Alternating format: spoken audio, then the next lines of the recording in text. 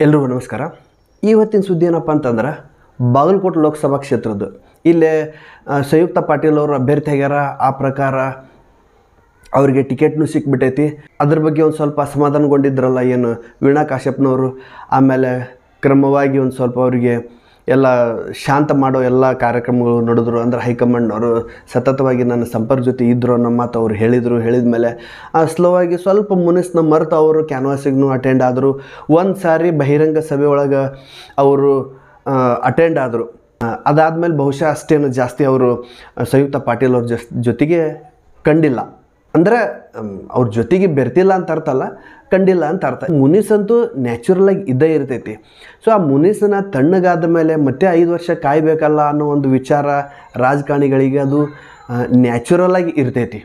So ಅದನ್ನು ಸ್ವಲ್ಪ ಅವರಿಗೆ ಅರಗಿಸ್ಕೊಳ್ಳೋಕ್ಕಾಗಂಗಿಲ್ಲ, ಅಂದರೆ ಡೈಜೆಷನ್ ಮಾಡ್ಕೊಳಕ್ಕಾಗಲ್ಲ. ಇನ್ನೂ 5 ವರ್ಷ ನಾನು ಕಾಯಬೇಕಲ್ಲ. ಇನ್ನು ಪಾರ್ಲಿಮೆಂಟಿಗೆ ಅವ್ರಿಗೆ ಫೈಟ್ ಮಾಡೋದು ಬಿಟ್ರಂದ್ರೆ ಇಲ್ಲಿ ಅಸೆಂಬ್ಲಿಗೆ ಫೈಟ್ ಮಾಡೋಕ್ಕೆ ಯಾವುದೇ ರೀತಿಯಿಂದ ಚಾನ್ಸ್ ಇಲ್ಲ. ಯಾಕಂದ್ರೆ ಅವ್ರ ಹಸ್ಬೆಂಡ್ ಹುನಗುಂದ ಕ್ಷೇತ್ರದಿಂದ ಆಲ್ರೆಡಿ ಅಸೆಂಬ್ಲಿ ಒಳಗೆ ಅದಾರ.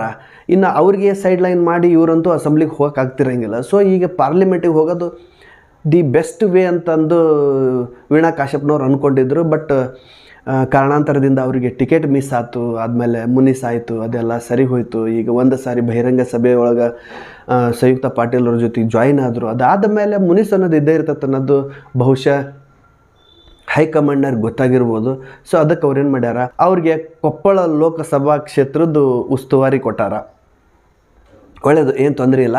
ಕೊಪ್ಪಳ ಉಸ್ತುವಾರಿ ಕ್ಷೇತ್ರಕ್ಕೆ ಅವ್ರಿಗೆ ಯಾಕೆ ಕೊಟ್ಟರಪ್ಪ ಅಂತಂದ್ರೆ ಆಗಲ್ಲ ನಾನು ಹೇಳಿದ್ನಲ್ಲ, ಒಂದು ಸ್ವಲ್ಪ ಅಸಮಾಧಾನ ಎಲ್ಲೋ ಒಂದು ಕಡೆ ಇದ್ದೇ ಇರ್ತೈತಲ್ಲ, ಆ ಅಸಮಾಧಾನ ಎಫೆಕ್ಟ್ ಆಗಬಾರ್ದು, ಇಂಪ್ಯಾಕ್ಟ್ ಆಗಬಾರ್ದು ಕಾಂಗ್ರೆಸ್ ಕ್ಯಾಂಡಿಡೇಟಿಗೆ, ಬಾಗಲಕೋಟೆ ಕ್ಷೇತ್ರದ ಕಾಂಗ್ರೆಸ್ ಕ್ಯಾಂಡಿಡೇಟಿಗೆ ಆಗಬಾರ್ದು ಅನ್ನೋ ಕಾರಣಕ್ಕೆ ಕಾಂಗ್ರೆಸ್ ಹೈಕಮಾಂಡ್ನವ್ರು ಏನು ಮಾಡಿದ್ರು ಅಂದ್ರೆ ವೀಣಾ ಕಾಶ್ಯಪ್ನವ್ರನ್ನ ಕೊಪ್ಪಳ ಲೋಕಸಭಾ ಕ್ಷೇತ್ರದ ಉಸ್ತುವಾರಿಯಾಗಿ ನೇಮಕ ಮಾಡಿದರು. ಕೊಪ್ಪಳ ಲೋಕಸಭಾ ಕ್ಷೇತ್ರದ ಉಸ್ತುವಾರಿ ಮಾಡೋಕ್ಕೆ ಇನ್ನೊಂದು ರೀಸನ್ ಏನಪ್ಪ ಅಂತಂದ್ರೆ ಈ ಮುನಿಸ್ ಏನು ಇರ್ತೈತಲ್ಲ, ಎಲ್ಲೋ ಒಂದು ಕಡೆ ಮುನಿಸ್ ಇದ್ದಾಗ ಅದರದ್ದು ನೆಗೆಟಿವ್ ಇಂಪ್ಯಾಕ್ಟ್ ಆಗಬಾರ್ದು ಕ್ಷೇತ್ರದ ಮೇಲೆ, ಅಭ್ಯರ್ಥಿ ಮೇಲೆ, ಮತದಾರರ ಮೇಲೆ.